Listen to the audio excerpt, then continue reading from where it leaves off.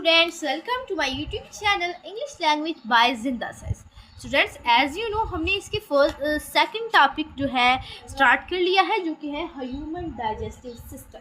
Human digestive system से क्या मुराद है? इंसान का निज़ामी इन्हिज़ाम। इंसान का निज़ामी इन्हिज़ाम देखिए, ये हमारी जो इंसान का निज़ामी इन्हिज़ाम बहुत बड़ा है। पहले नंबर पर तो इसमें आ जाते हैं हमारा माउथ, ऑरल कैविटी जिसे कहा जाता है, फिर फेनिक्स, ईसोफेगस, स्टमक। हमारा जो ह्यूमन डाइजेस्टिव सिस्टम होता है वो ऑरल कैविटी से शुरू होकर एनस पर खत्म होता है कि ऑरल कैविटी के। तो स्टूडेंट्स, हम आपको एक बात बता दें कि अगर आपने अभी तक हमारे चैनल को सब्सक्राइब नहीं किया तो काइंडली सब्सक्राइब कर दीजिएगा। तो पहले नंबर पर आ जाता है ह्यूमन डाइजेस्टिव सिस्टम। इंसान के निज़ाम इन्हिज़ाम के बारे में बताने जा रहे हैं कि निज़ाम इन्हिज़ाम यानी वो निज़ाम जिसके ज़रिए से हमारा जो खाना है वो अच्छे तरीके से क्या होता है, हज़म होता है, उसके बारे में सीखने जा रहे हैं। वो किसके अंदर? इंसान के अंदर, ह्यूमन के अंदर। तो the human digestive system consist of a long tube and some helper accessory organs. पहली बात तो ये है कि जो इंसानी डाइजेस्टिव सिस्टम होता है, इंसानी डाइजेस्टिव सिस्टम को मुश्तमिल होता है एक लंबी ट्यूब, एक लॉन्ग ट्यूब, एक लंबी ट्यूब, एक लंबी नाली पर एंड सम हेल्पर्स, और कुछ हेल्पर ऑर्गन्स पर और कुछ मददगार जो ऑर्गन्स होते हैं उन पर मुश्तमिल होता है। देखिए, यह हमारा जो डाइजेस्टिव सिस्टम होता है, निज़ामी इन्हिज़ाम एक लंबी नाली और कुछ मददगार जो ऑर्गन्स होते हैं उन पर मुश्तमिल होता है। The tube is called alimentary canal. ये जो ट्यूब होती है, लॉन्ग ट्यूब, लंबी ट्यूब होती है, इसको हम क्या कहते हैं? Alimentary canal.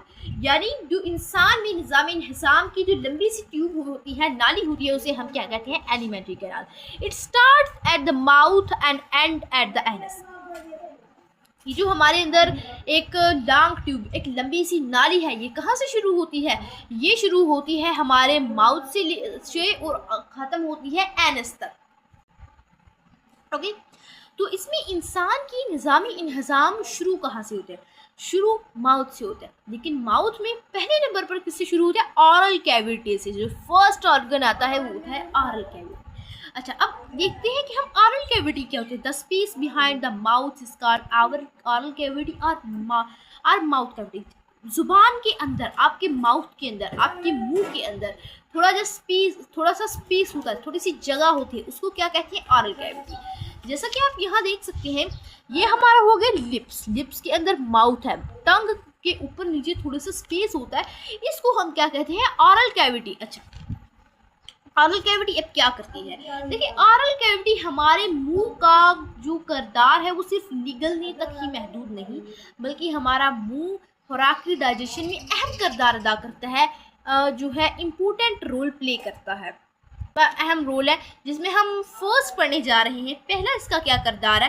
पहला इसका किरदार है, it contains taste bird and surface of tongue for the taste of food. यानी कि हमारी ज़ुबान होती है, हमारी ज़ुबान ना टेस्ट बर्ड्स होती हैं। हमारी ज़ुबान की सरफेस पर, हमारी ज़ुबान की सतह पर टेस्ट बर्ड होते हैं, जो कि छोटे छोटे टेस्ट बर्ड होते हैं, जो कि फूड को क्या करते हैं? चखते हैं। फूड को क्या करने के लिए? चखने के लिए। देखिए, हमारी जो ज़ुबान होती है, हमारा ज़ुबान पर छोटे छोटे ना बर्ड से होते हैं, टेस्ट बर्ड। टेस्ट करने के लिए जो बर्ड होते हैं वो किससे इस्तेमाल होते हैं? फूड को टेस्ट करने के लिए। The mechanical digestion of food begin in oral cavity. जो मैकेनिकल डाइजेशन होती है ना, मैकेनिकल हज़म, वो कहाँ से शुरू हो?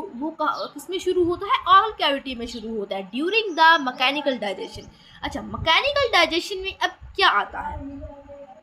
पहले नंबर पर मैकेनिकल डाइजेशन में आता है the teeth, gut and grill. यानी जो टिथ होते हैं, हमारे जो टिथ होते हैं, हमारे जो दांत होते हैं, वो फूड को क्या करते हैं? कट करते हैं, काटते हैं, एंड ग्रिल, और क्या करते हैं? पीसते हैं फूड इनटू स्मॉलर पीसेस। खुराक को किसमें? स्मॉलर पीसेस में, जो पीस होते हैं छोटे छोटे हिस्सों में।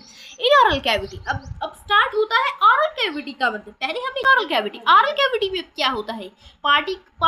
Partial chemical digestion of carbohydrate is done by 3 pairs of salivary gland. जो हमारा स्लीवर, जो पार्शियल केमिकल डाइजेशन होती है ना कार्बोहाइड्रेट्स की, वो किस तरह होती है? वो सैलिवरी ग्लैंड के 3 पेयर्स की वजह से होती है। These gland are attach with oral cavity. जो ग्लैंड्स होते हैं ये ऑरल कैविटी के साथ अटैच होते हैं एंड सेक्रेट सैलिवा, और सैलिवा जो है प्रोड्यूस करते हैं अ मिक्सचर ऑफ वाटर, एक मिक्सचर किसका, वाटर का, म्यूकस का, और एक डाइजेस्टिव एंजाइम जिसे हम क्या कहते हैं, सैलिवरी एमाइलेज, हम बलगम कहते हैं, ये प्रोड्यूस करती है। ये बलगम क्या करती है, हमारी फूड को पीस एक गोले की शक्ल में, हमारे फूड के जो पीस हुए होते हैं गोले की शक्ल देती है। Salivary amylase break down starch present in food into maltose, और जो फूड में नेक्स्ट होता है after the physical and partial chemical digestion, यानी फिजिकल और पार्शियल केमिकल डाइजेशन के बाद the food mass in oral cavity is called bolus. जो फूड होती है वो ऑरल कैविटी में मास हो जाती है जिसे हम कहते हैं बोलस। ठीक है, हम बोलस हम कैसे कहते हैं, अगर आप अपने माउथ में देखें, ये हम आपकी टंग होती है, टंग के पीछे जब आप अपना मुंह ओपन करके देखें तो एक छोटी सी ना इस किस्म की ना नाली सी होती है, इस किस्म की बनी होती है हमारे जो ऊपर, उसे हम क्या कहते हैं, बोलस। अब ये बोलस का क्या किरदार है ये हम देखते हैं। It's swallowed by pushing into pharynx, को फेर्निक्स में पुश करने के लिए, स्वेलिंग के लिए। देखिए स्वेलिंग का मतलब होता है, अच्छा स्वेलिंग का मेनली मतलब क्या होता है, स्वेलिंग का मतलब होता है गले से जो फूड है उसको नीचे उतारना। देखिए स्वेलिंग के लिए टंग क्या करती है, हमारी जुबान क्या करती है, हमारी जुबान पता क्या करती है, बोलस होती है ना, बोलस। फॉर एग्जाम्पल बोलस को पीछे की तरफ धकेलती है, पीछे की तरफ धकेलती है और फूड फेर्निक्स में एंटर हो जाती है। ठीक है, अभी देखिए आपको समझ नहीं आओगे, हम आपको डायग्राम से समझाते हैं ना, ये फिकर कि आपको कोई भी ज़रूरत नहीं होगी। क्या किरदार होता है और स्वेलिंग क्या करता है। देखिए ऑरल कैविटी हमारे ना, ये स्पेस होता है ना जुबान के ऊपर, वो उसको हम ऑरल कैविटी कहते हैं।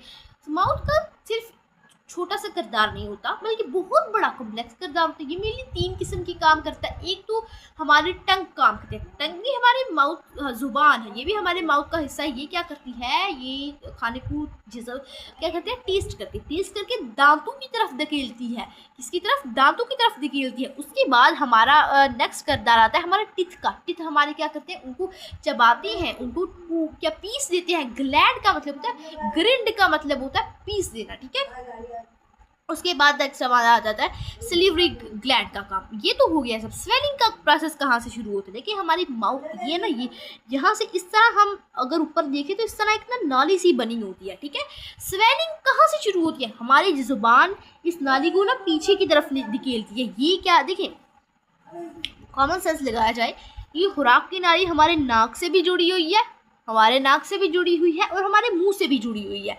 इसके ना ऊपर ये अगर आप देखें इधर ना बोलस होती है, क्या होती है, बोलस होती है।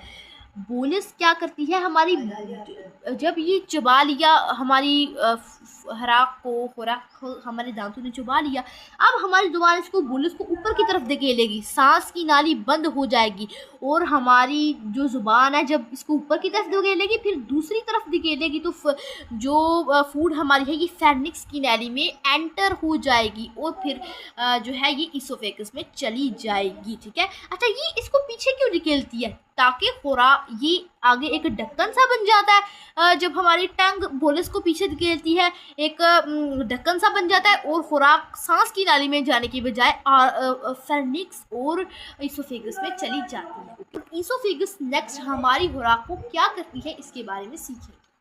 तो वीडियो अच्छी लगी तो वीडियो को लाइक और चैनल को सब्सक्राइब जरूर कीजिएगा ताकि इस तरह की हर आने वाली वीडियो का नोटिफिकेशन आपके पास जल्द से जल्द पहुंच जाए।